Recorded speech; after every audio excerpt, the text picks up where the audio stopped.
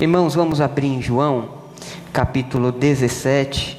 Nós iniciamos uma nova série na oração sacerdotal do nosso Senhor e Redentor Jesus.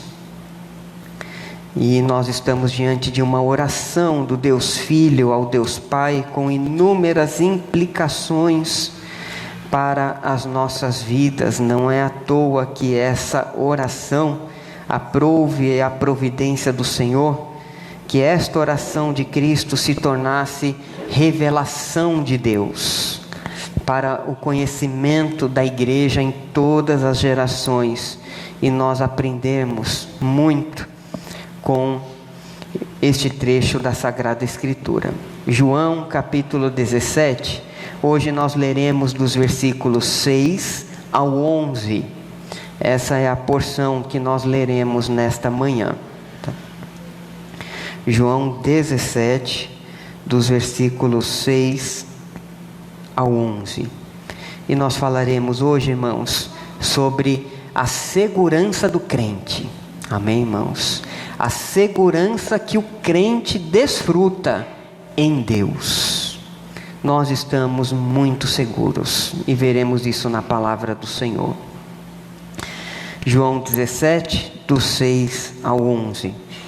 Diz assim o Senhor Jesus na oração ao Pai: manifestei o teu nome aos homens que me deste do mundo. Eram teus, tu me confiaste, e eles têm guardado a tua palavra. Agora eles reconhecem que todas as coisas que me tens dado provêm de ti, porque eu lhes tenho transmitido as palavras que me deste, e eles as receberam e verdadeiramente conheceram que saí de ti, e creram que tu me enviaste. É por eles que eu rogo. Não rogo pelo mundo, mas por aqueles que me deste, porque são teus. Ora, todas as minhas coisas são tuas, e as tuas coisas são minhas, e neles eu sou glorificado. Já não estou no mundo, mas eles continuam no mundo, ao passo que eu vou para junto de ti. Pai Santo, guarda-os em teu nome, os que me deste, para que eles sejam um, assim como nós. Amém? Santo Deus, te agradecemos por tua palavra, que ela habite em nossos corações ricamente, Senhor, e que seja, Senhor, propício à transformação do nosso coração, o aperfeiçoamento da nossa alma, o alcance da tua palavra aonde o Senhor desejar, pelos meios digitais, Senhor. Que o teu nome seja glorificado por intermédio da pregação, em nome de Jesus. Amém. Amém. Irmãos, eu disse que nós vamos falar hoje sobre a segurança do cristão, a segurança do crente, a segurança daquele que entregou a vida a Cristo. Segurança, irmãos, é uma das palavrinhas mais desejadas por cada um de nós. O mundo deseja segurança, não é verdade, irmãos? Não precisa ser crente para desejar segurança. Há aqueles que querem a segurança do carro, faz o seguro. Aqueles que querem a segurança da casa, querem a segurança da saúde, não vê a hora de ter a bendita vacina, porque vai trazer um pouco do quê? De segurança, né? Eu lembro quando eu cheguei em João Pessoa, irmãos, e aí nós compramos o nosso apartamento ali no Valentina, e aí eu e a Flávia nós falamos assim: não, de jeito nenhum que a gente vai ficar colocando grades aqui nas janelas igual todo mundo coloca. Nós não faremos isso, não precisa disso. Imagina, nós estamos em João Pessoa, não estamos em São Paulo, nós saímos de São Paulo, estamos em João Pessoa. Mas aí, no passar dos meses, o que eu fui vendo? Meu vizinho colocou grade. Eu falei: mas eu não vou colocar, não precisa. Aí o meu outro vizinho colocou grade. Aí eu comecei no vai e vem da rua, eu vi o quê? Que todas as casas tinham o quê? A bendita grade. Eu falei assim, não, se passar um ladrão aqui, qual é a mais fácil? A minha. Então, com muita relutância, vamos colocar a grade. Colocamos a grade. Aí depois colocamos o motor no portão. Não, porque é mais seguro, é mais rápido abrir ou fechar do portão. Vamos colocar essa segurança. Aí por último, agora tem um mês, a cerca elétrica. Tudo por causa do quê? Segurança. Segurança. Começou a ter umas recorrentes situações de roubo lá no bairro, cresceu, coisas que a gente não gostaria que crescesse, e aí, qual é a busca incansável do ser humano? Prover o quê? Segurança. Irmãos, isso é básico na vida humana. Tanto é que há um teórico, psicólogo, Maslow, tem a sua famosa pirâmide, a escala de Maslow, que fala das necessidades humanas. E segundo esse teórico moderno, evidente que humanista, não é cristão, mas no início da pirâmide, a maior necessidade do ser humano são as necessidades fisiológicas, evidente. Quais seriam as necessidades fisiológicas que abrangem o mundo, todos os habitantes da Terra de maneira universal? Respirar, comer, beber, dormir. São coisas fisiológicas e indispensáveis na escala das necessidades humanas. Mas é interessante que nos estudos dele, depois das necessidades fisiológicas, são quais? Necessidade de segurança. É sempre a família pensando na segurança dos filhos. É o pai pensando na segurança dos filhos. É a segurança da família, a segurança do emprego, a segurança da saúde, a segurança da propriedade, a segurança contra a proteção do mal, a segurança contra roubos, enfim. Tudo a gente quer que esteja o quê? Seguro. Tudo. Irmãos, nós temos ótimas notícias em relação à segurança da nossa alma.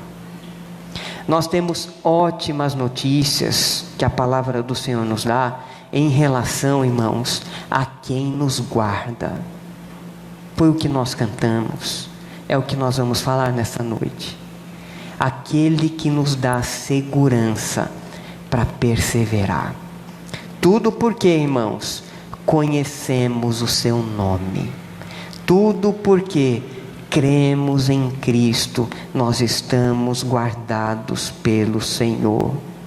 Jesus ora aqui, irmãos, pela providência da segurança da Trindade, que abençoa os filhos de Deus, que abençoa aqueles que creem. Estarmos seguros da obra da Trindade, do Deus Pai que nos elegeu, do Deus Filho que morreu por nós na cruz e pelo Espírito Santo que habita em nós e nos cela para o dia da redenção. Louvado seja Deus. Em Cristo nós desfrutamos, irmãos, de segurança para perseverar. Em Cristo, eu e você, nós desfrutamos, irmãos, de segurança. Segurança. Irmãos, jamais devemos abandonar os caminhos do Senhor. Jamais devemos nos afastar de quem Deus é, da sua vontade, irmãos. Deus providenciou todas as coisas e nos dá a segurança de que aquele que começou a boa obra em nós, Filipenses capítulo 1, versículo 6, ele vai nos abandonar no meio do caminho? Eu comecei, o resto é contigo? Não. Aquele que começou a boa obra em vós, ele vai o quê? Aperfeiçoar, irmãos. Louvado seja Deus. Amém, irmãos? Isso é razão de segurança. Louvado seja Deus. E de humilhação também, porque até para a gente crescer em santidade, depende do Senhor operando em nós, quebrantando e ensinando o nosso coração a cada dia. Mas quando nós olhamos para a palavra do nosso Deus, irmãos, no texto que nós lemos, a primeira lição que vemos é que a nossa segurança depende de quem Deus é. A minha segurança como crente, a sua segurança como cristão, a nossa segurança como povo de Deus, irmãos, depende tão somente da natureza de Deus, do caráter de Deus. Quanto mais conhecermos a Deus, mais veremos o quanto nós estamos seguros. Olhe para o versículo 6 e o texto vai dizer assim: manifestei o teu nome. Manifestei o teu nome. Jesus está falando assim: Senhor, eu manifestei o teu nome aos homens. Que homens são estes? Os homens que o Senhor me deu no mundo. Eu manifestei a tua natureza.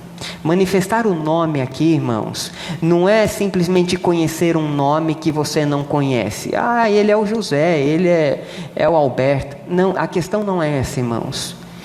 A ideia aqui é conhecer a natureza da pessoa. Conhecer o nome é conhecer o indivíduo, é conhecer a personalidade, é conhecer os seus atributos, é conhecer o seu caráter. A declaração aqui, manifestei o teu nome, significa Jesus falando assim: eu revelei aqueles que o Senhor elegeu, eu revelei quem o Senhor é. Eu revelei a natureza de Deus. Como Jesus revela a natureza de Deus e quem Deus é? Na cruz do Calvário.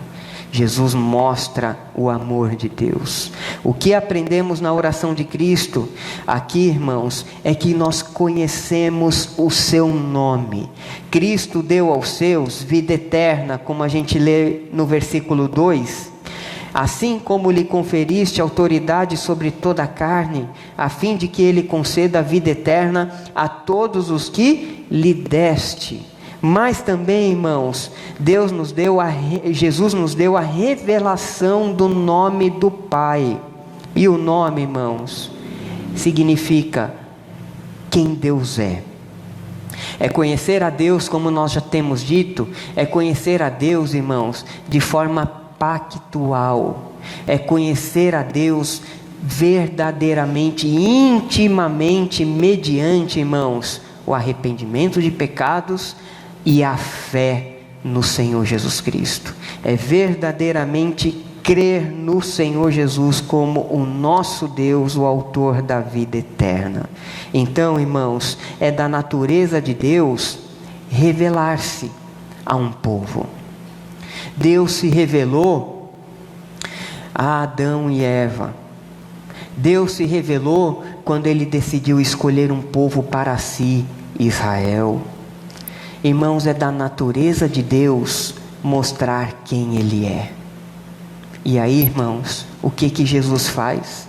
Mostra quem Deus é através da cruz de Cristo, resgatando vidas, tirando vidas das trevas, tirando as vidas do Egito, tirando as vidas da idolatria, tirando vidas da falsa religiosidade. E é isso que Jesus está falando: Senhor, eu mostrei quem o Senhor é para os que o Senhor me deu. Amém, irmãos? Jesus tem um compromisso com o Pai: mostrar quem Deus é aos que o Pai concedeu ao Filho. Louvado seja Deus. É interessante, irmãos, que entre os judeus, a gente vê isso até na Bíblia, como os nomes representavam o caráter do indivíduo, né? Então a gente vai ver, e tinha muito a ver com a história, com a narrativa. Não é à toa, irmãos, que o nome para uma pessoa, em muitos casos, eram dados anos depois de nascimento. Olha que engraçado, né? A gente nem nasceu, já dá um nome, né? Mas no mundo antigo não, né? Então Jacó, o enganador, né? Como é que sabia que ia ser enganador, né? O nome foi dado depois, né? E é interessante, irmãos, que o nome sendo dado antes em alguns casos, ou o nome sendo dado depois em outros casos, fato é, irmãos, que a gente vê isso até no nome de Jesus. Mateus capítulo 1, versículo 21, o texto diz assim: e dará à luz um filho, e chamarás o seu nome Jesus. Aí vem a pergunta: por que Jesus? Aí o texto responde: porque ele salvará o seu povo dos seus pecados. Porque Jesus significa salvação. Então, irmãos, quando Jesus está falando aqui: Pai, eu revelei o teu nome, eu revelei a tua natureza, eu revelei o que o Senhor vai fazer na criação, eu revelei o que o Senhor vai resgatar vidas, vai redimir vidas. E isso, irmãos, redunda em quê? Segurança. Amém, irmãos? A nossa salvação está segura, baseado no quê? No caráter de Deus, no nome de Deus. Simplesmente, irmãos, porque o Pai nos escolheu antes da fundação do mundo e disse para o Filho assim: olha, está aqui, o Filho faz, são esses, eu vou para a cruz por esses. E aí, irmãos, vem o Espírito Santo e vem habitar em nós. Quando Jesus vai para o Pai, como Ele está hoje à destra do Pai, o Espírito veio no Pentecostes e habita na vida de todo aquele que crê. Louvado seja o nome do Senhor. Qual é o nome disso, irmãos? Segurança. Mas em segundo lugar, irmãos, a nossa segurança está fundamentada, e eu já disse aqui, a nossa segurança está fundamentada na eleição soberana de Deus. É uma doutrina, amados irmãos, que gera discussões, mas o que deveria render, irmãos, é a nossa profunda humildade e humilhação diante dos propósitos soberanos do Senhor. Porque, irmãos, é maravilhoso, e a palavra de Deus, ela é clara, que quando o Senhor nos elegeu e escolheu um povo para si, isso foi num momento, irmãos, da eternidade, que a Bíblia chama antes da fundação do mundo. Eu não fui consultado, você não foi consultado, é algo que pertence ao conselho trinitário, ao perfeito conselho de Deus, porque aprove a Deus manifestar a glória dele na salvação de alguns que o Pai escolheu antes da fundação do mundo. Amém, irmãos? Bíblia é Bíblia, a Bíblia explica a Bíblia. Irmãos, há muita discussão, agora, irmãos, todas essas discussões devem nos levar, como levou Paulo lá em Romanos capítulo 9, aonde ele começa a falar sobre predestinação, sobre eleição. Amei Jacó, aborreci Esaú. Deus tem misericórdia de quem quer. Se Deus não quiser ter misericórdia, Ele não tem. E se Deus quiser ter misericórdia, Ele tem, para que o propósito da eleição ficasse firme. Agora chega um momento que Paulo vai falar o quê? Profundidade das riquezas, tanto do conhecimento de Deus quanto da sabedoria. Quem foi o conselheiro do Senhor? Porque para Ele, por meio dEle, para Ele são todas as coisas. Nos rendemos. Uma coisa que nós sabemos e é fato, é que jamais merecemos, mas aprove ao Senhor, irmãos, escolher vasos para a honra e vasos para a desonra. merecimento para a condenação eterna? Todos. Porém, aprove a Deus salvar uma multidão pela graça, pela misericórdia do Senhor. Pessoas de toda tribo, língua, povo e nação. Louvado seja o Senhor. Então, irmãos, a gente vai ver na oração do Pai Nosso, pelo menos 7 vezes, Jesus afirmando que o Pai deu ao Filho alguns do mundo. Senhor, eu não rogo pelo mundo não, eu rogo pelos os que o Senhor me deu. Os que o Senhor me deu, guarda. Os que o Senhor me deu, santifica na tua palavra. E é interessante, irmãos, longe de discussões, nós nos maravilharmos aqui com o fato de que a igreja, irmãos, é um presente de pai para filho. Perceba que o versículo 6 vai dizer assim: manifestei o teu nome aos homens que me deste do mundo, eram teus, tu me confiaste, e eles têm guardado a tua palavra. Aí a gente vai para o versículo 8.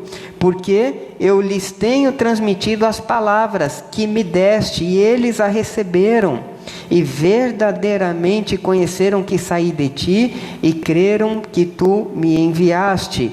É por eles que eu rogo, não rogo pelo mundo, mas por aqueles que me deste, porque são teus. Amém, irmãos?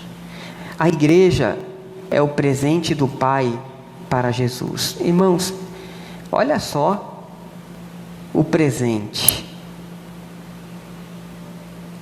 Pecadores que carecem de redenção. Nós, alcançados pela graça do Senhor. Por que o Pai dá esse presente ao Filho? Porque Deus nos ama eternamente. Louvado seja Deus.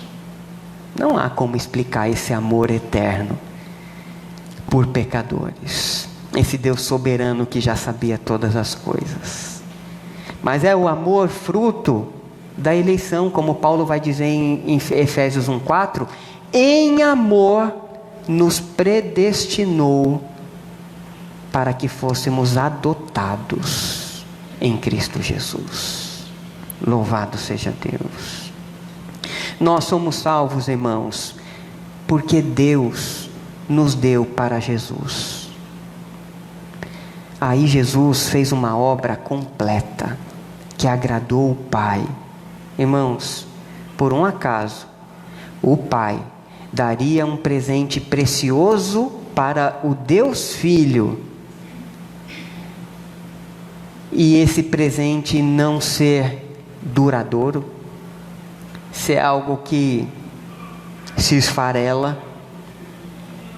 De forma alguma. O Deus Pai não daria ao Deus Filho um presente que não fosse duradouro. Os discípulos haviam pertencido ao Pai pela eleição antes da fundação do mundo, na eternidade. Apocalipse 17:8, irmãos, vai nos ensinar que foi na eternidade que os nossos nomes foram inscritos no livro da vida do Cordeiro. E aí, irmãos, vamos combinar aqui e corrigir um erro clássico em nossas igrejas, que quando o indivíduo se converte, nós pastores falamos o quê? Hoje o seu nome foi inscrito no livro da vida. Mas não é isso que a Bíblia diz. Quem está no livro da vida do Cordeiro, Apocalipse 17:8, os nomes foram inscritos antes da fundação do mundo. Amém, irmãos? Então, quando o indivíduo se converte, simplesmente não, maravilhosamente, cumpriu-se o quê? O decreto da salvação. O decreto de Deus da eternidade se cumpre na história com a obra da redenção aplicada pelo Espírito Santo. Isso é mérito? De forma alguma. Isso é graça. Isso é salvação pela graça. Por isso Jesus fala assim: eram teus e tu me deste. Agora, tem uma implicação aqui importante, irmãos. Eram teus e tu me deste. Irmãos, antes da sua conversão, num certo sentido, é interessante isso, porque em outro sentido não, mas antes da conversão, vocês e eu já pertencíamos a Deus. Antes da conversão, nós já pertencíamos a Deus. Em que sentido? De que Deus nos elegeu antes da fundação do mundo. Mesmo no presente século, ainda estarmos debaixo da ira dele por conta do pecado, mesmo ainda por estarmos sendo ainda filhos de Adão, ou como Paulo diz, filhos da ira, como diz em Efésios capítulo 1 e 2, mas pertencendo a Deus por conta da eleição. Louvado seja Deus. E isso é verdade, irmãos, não só na vida dos discípulos, mas é uma verdade para as nossas vidas, e tudo por conta da graciosa soberania de Deus. E tem um texto fantástico na palavra do Senhor, irmãos, em Atos 18, capítulo 10 e 11.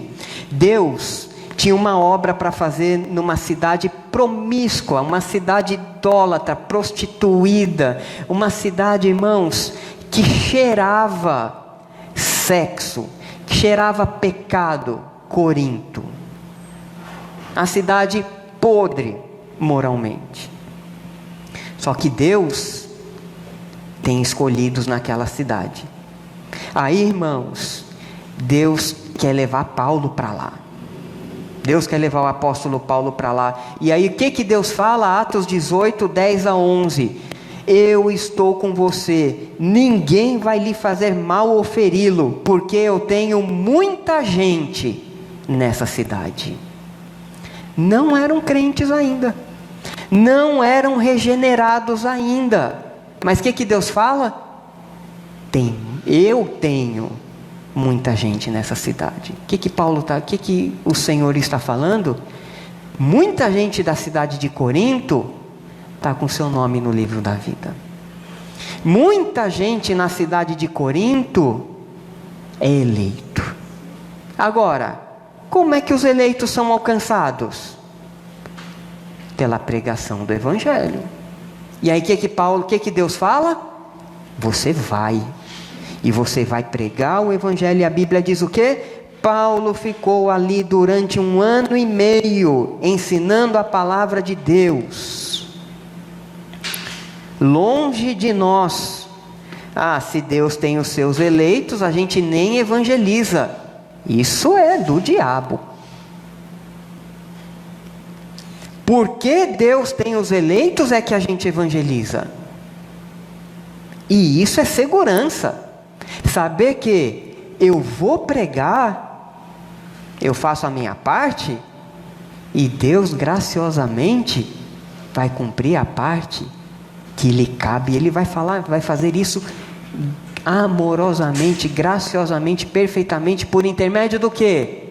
Da pregação da palavra do Senhor. Amém, irmãos? Então, a pregação e a evangelização, irmãos, é um impulso. Sabendo que Deus elege, porque eu ficaria, irmãos, completamente perturbado se a salvação de um indivíduo, ou se as coisas dependessem simplesmente da minha performance, ou simplesmente do que depende só de mim. Mas não, irmãos, nós cooperamos, a igreja coopera com os propósitos eternos de Deus em relação à salvação. Paulo, eu estou com você, eu te escolhi. Olha, vai ser difícil? Vai, Mas olha, eu tenho muita gente naquela cidade. E aí, irmãos, Paulo, com toda a perseguição, ficou lá 1 ano e meio, fundou a igreja, preparou presbíteros, deixou liderança. Foi uma igreja difícil? Foi uma igreja difícil. Mas 1 Coríntios capítulo 1, versículo 7, o apóstolo Paulo escreve uma carta anos depois dizendo assim: graça e paz aos santos em Corinto, aos que ouviram a palavra, aos que se converteram, aos que foram regenerados. Irmãos, tudo por conta da segurança da eleição. Como os eleitos são alcançados? Pela pregação do Evangelho. Aí entra a responsabilidade da igreja. Precisamos evangelizar, irmãos, para que os eleitos de Deus sejam alcançados pela pregação da palavra. Amém, irmãos? O Filho recebe a dádiva do Pai, morre por nós, o Espírito Santo sela a obra do Pai e do Filho, abençoando pessoas salvas em poder, em dons, em santidade. Louvado seja Deus.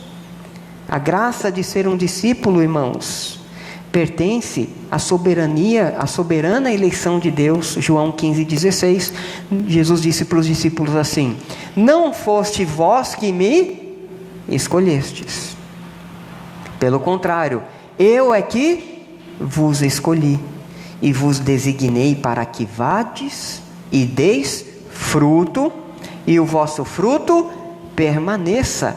Eleição é para ser conforme a imagem de Jesus, é para frutificar, não é para dizer assim: eu sou salvo, agora eu posso descansar, eu já sou um predestinado, eu posso viver no pecado. Isso também é outra coisa que é do diabo, também, que não tem nada a ver com Bíblia. Paulo vai dizer: predestinados para ser a imagem de Jesus, para refletir a imagem de Deus. Amém, irmãos? Portanto, não fomos nós que inicialmente amamos a Deus, foi Ele quem nos amou primeiro.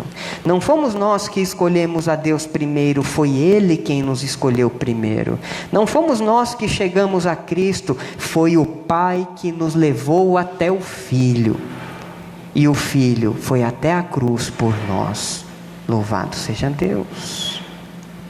Portanto, irmãos, a segurança da nossa salvação não está fundamentada no nosso caráter, porque se dependesse de nós, é passagem direta para o inferno. Mas no caráter de Deus, porque conhecemos o seu nome e a sua natureza. É Ele quem nos guarda, é Ele quem nos livra, é Ele quem nos salva, é Ele quem nos conduz e nos levará para o céu. Jesus deixou claro que aqueles que o Pai lhe dá, esses vêm a Cristo, e aqueles que vêm a Cristo, Jesus disse assim: de maneira nenhuma eu vou lançar fora. Imagina, o pai dá um presente para o filho, estou falando Deus Pai para o Deus Filho, não é? Porque nossos filhos muitas vezes estragam presente que a gente dá, não é verdade? Mas, por um acaso, o Deus Filho estragaria um presente dado pelo Deus Pai? De forma alguma.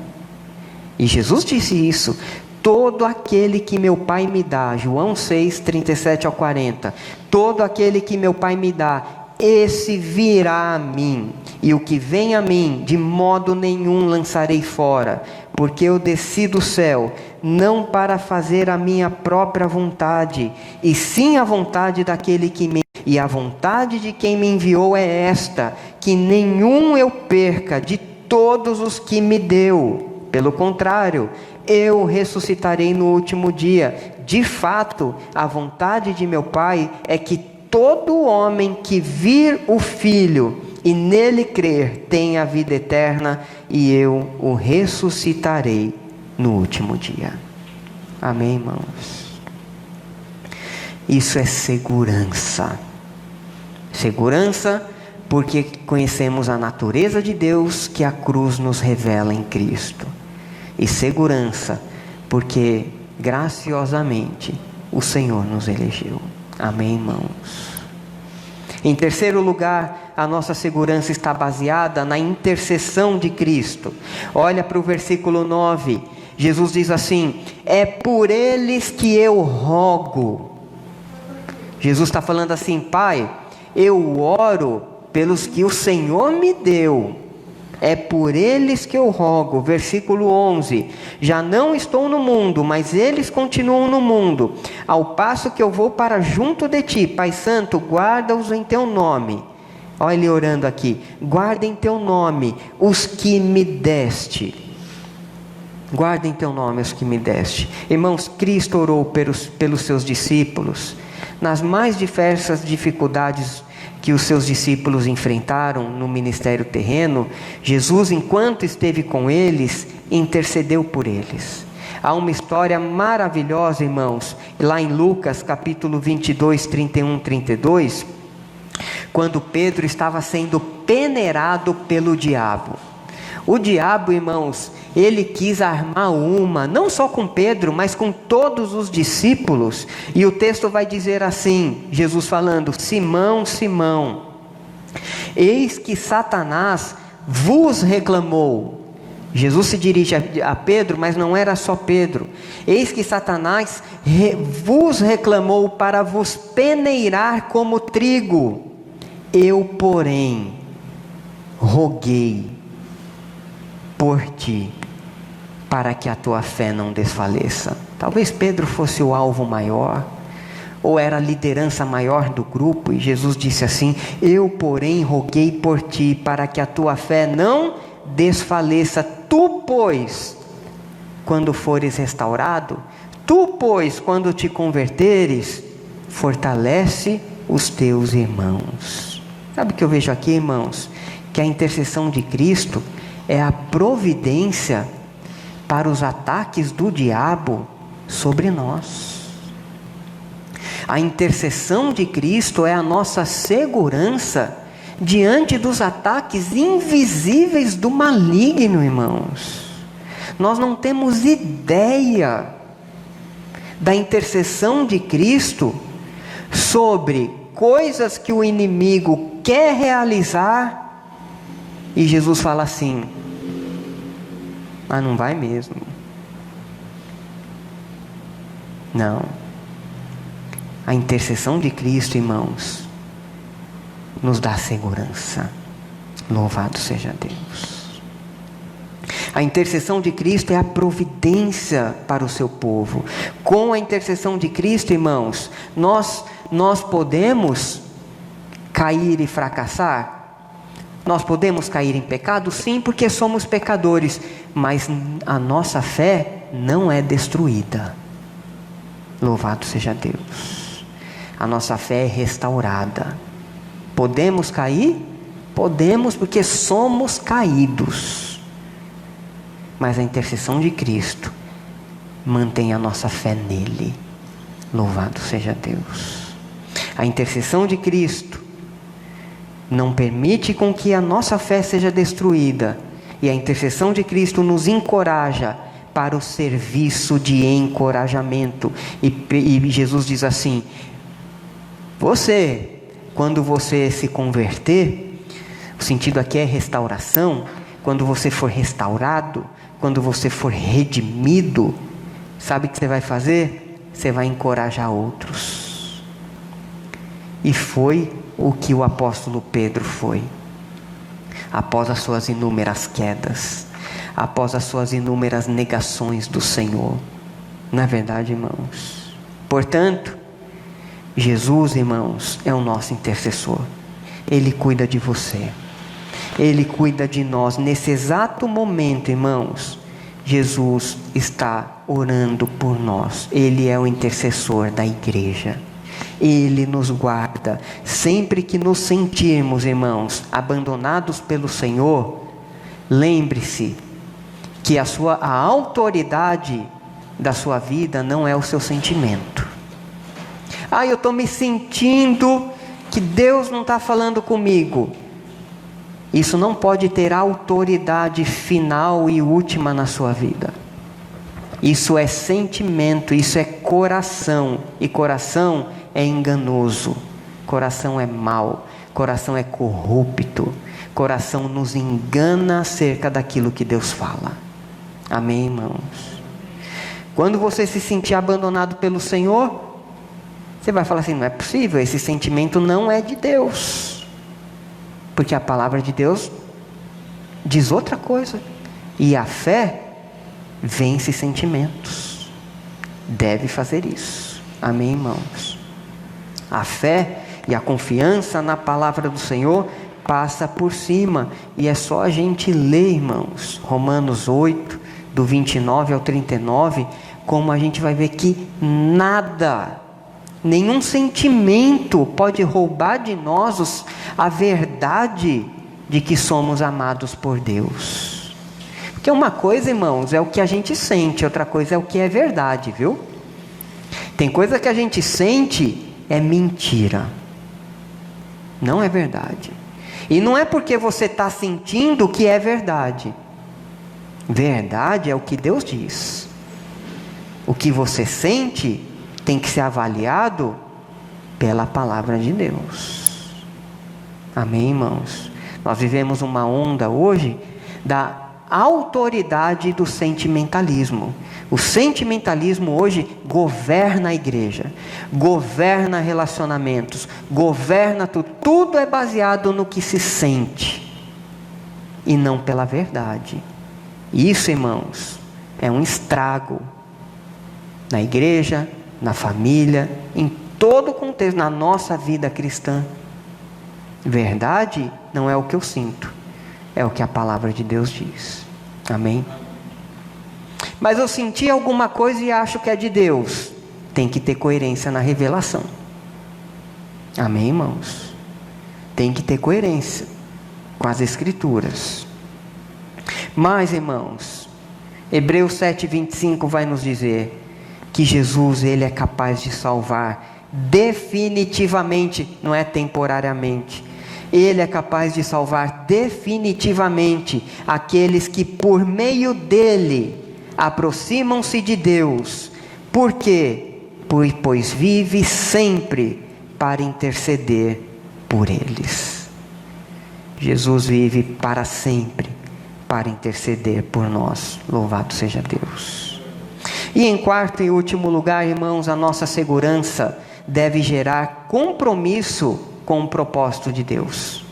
Irmãos, se nós temos a segurança de conhecer a natureza de Deus, de sermos eleitos do Senhor e de termos a intercessão de Cristo ao nosso favor, irmãos, toda essa segurança deve redundar em compromisso com a vontade de Deus.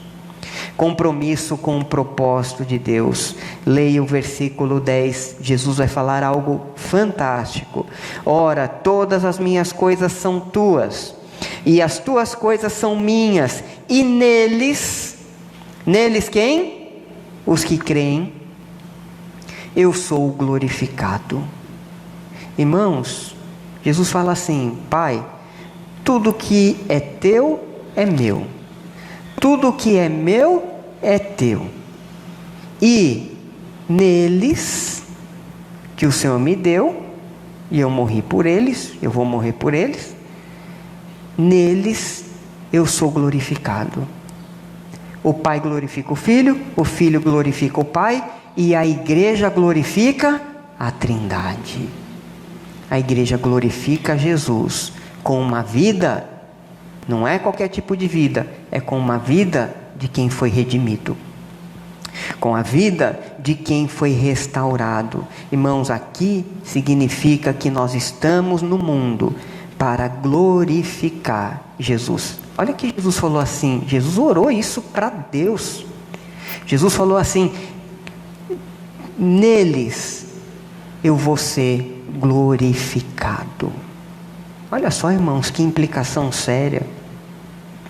Perceba, irmãos, que Jesus, sabendo das imperfeições dos discípulos, Jesus sabendo quem era Pedro, Jesus sabendo quem é Leandro, Jesus sabendo quem é você, Jesus sabendo quem somos nós, em nossas imperfeições e deficiências, os discípulos receberam aqui uma palavra de graça, mas também de responsabilidade. Neles eu sou glorificado. A melhor forma da gente entender isso aqui, irmãos, é nós compreendermos que o paciente, quando ele é curado, quem recebe a glória é o médico. Você chega para o médico com inúmeros sintomas. Eu estou com isso, com isso, com isso. Aí o bom médico pediu para você fazer os exames, avaliou, fez o check-up, ele diagnosticou: olha, você tem isso, isso e isso. Você vai fazer isso, isso e isso. Você vai tomar esse remédio aqui. E aí, irmãos, você volta lá 15 dias depois, ou um mês depois: doutor, o senhor foi usado por Deus. Estou super bem. Isso leva a glória a quem? Ao médico. Ao médico. O médico foi um instrumento da providência de Deus para a sua cura, para a sua saúde. A ideia é essa aqui, irmãos. Os homens resgatados e redimidos por Jesus são aqueles que lhe prestam as devidas honras. O paciente reconhece: eu só fiquei bom por causa daquele médico. E nós, irmãos, só fomos transformados por causa do médico dos médicos, Jesus. Nós só temos os nossos pecados perdoados por causa do Senhor dos Senhores, que foi para a cruz, Jesus. Por isso Jesus diz aqui: neles eu sou glorificado. Porque pessoas que eram inimigas de Deus, agora é amiga de Deus. Isso é cura, isso é salvação, isso é redenção, isso é reconciliação. Deus proveu, irmãos, os recursos divinos para a gente glorificar o Senhor. Temos a sua palavra, temos tudo, irmãos, em Cristo Jesus para perseverar e guardar a sua palavra. Mas também, como diz no final do versículo 11, compromisso com a unidade da igreja, irmãos, é uma outra forma de glorificar o Senhor. Olha o finalzinho do versículo 11, vai dizer assim: Pai Santo, guarda-os em teu nome que me deste, para que eles sejam o quê? Um, assim como nós. Olha só, irmãos, Jesus está nada mais, nada menos orando assim: Senhor, assim como nós somos unidos aqui, Deus Pai, Deus Filho, Deus Espírito Santo, que o corpo de Cristo, que o Senhor me deu, que eu fui para a cruz, que eles sejam como nós somos. Qual é a base da unidade da igreja? A Trindade, irmãos. Por que precisamos viver unidos? Como diz o Salmo 133, ó, quão bom e quão suave é que os irmãos vivam em união. Porque isso expressa o que, irmãos? A unidade da Trindade, a unidade trinitária. Nisso o Senhor é glorificado. A Trindade é um modelo de unidade para a igreja. Irmãos, é completamente avesso e estranho às Escrituras cristãos viverem isolados e não desejarem vida comunitária em seu coração, não desejarem o serviço do culto comunitário, enfim, serem completamente resistentes à vida em comunidade. Caso muito óbvio entre os grupos chamados de desigrejados. Um comentarista da palavra do Senhor vai dizer assim: onde quer que encontremos cristãos na história, nós sempre os vemos em comunhão. Isso porque todo o povo de Deus precisa uns dos outros. Por isso Hebreus capítulo 10, versículo 25, vai dizer o quê? Gente, não abandone a igreja, não sejam desigrejados, não. Não deixei de congregar como é costume de alguns que abandonaram a fé, esfriaram o coração, não querem pastor, não querem corpo de Cristo. Como podem desejar a Cristo e não desejar o corpo que é a igreja? Não faz sentido. Não faz sentido amar o cabeça e não amar o corpo, que é o povo comprado pelo cabeça. Como é que separa o corpo da cabeça? Não tem como. Amém, irmãos? Então é uma chamada que glorifica a Deus, a unidade. O corpo de Cristo reunido para o serviço, para o culto, para a comunhão, suprimento de necessidades. Aonde, irmãos, há divisões, aonde há exclusivismos, competição entre igrejas, desunião, lutas internas, irmãos, tudo isso é um grande mal. E aponta, irmãos, para um aspecto terrível do nosso coração. Tudo isso é um grande mal e obstáculo ao exercício do amor, faz mal à causa do cristianismo e certamente vai contra a oração que Jesus fez. Senhor, que eles sejam um como nós somos. Irmãos, isso é tão sério que Jesus orou sobre isso ao Pai. As igrejas que competem entre si, irmãos, como a gente vai conseguir evangelizar o mundo com competição? Como poderemos ganhar vidas para Cristo competindo? Qual igreja é melhor que a outra? Qual pastor é melhor que o outro? Qual denominação é melhor do que a outra? Esse pedido de Jesus ao Pai, irmãos, é um grande desafio. O quanto nós estamos comprometidos com aquilo que está no coração de Deus. Provavelmente, irmãos, não há nenhuma outra oração que tenha encontrado tantos obstáculos como essa.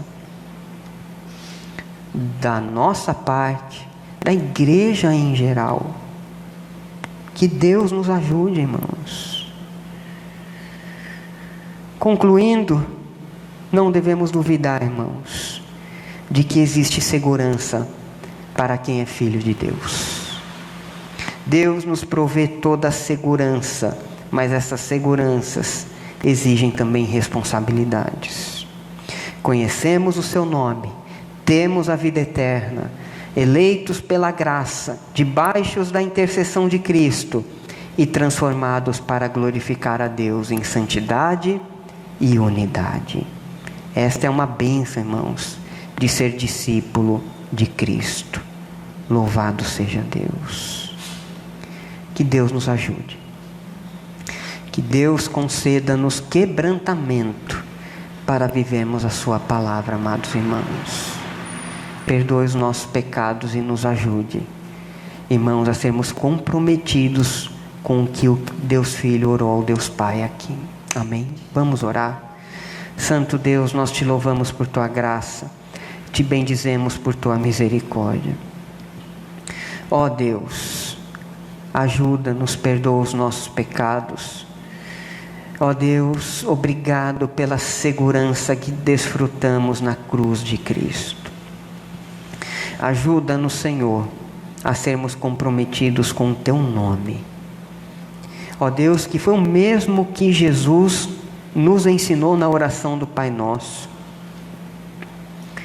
Que o teu nome fosse santificado. Que o teu nome fosse tratado como santo.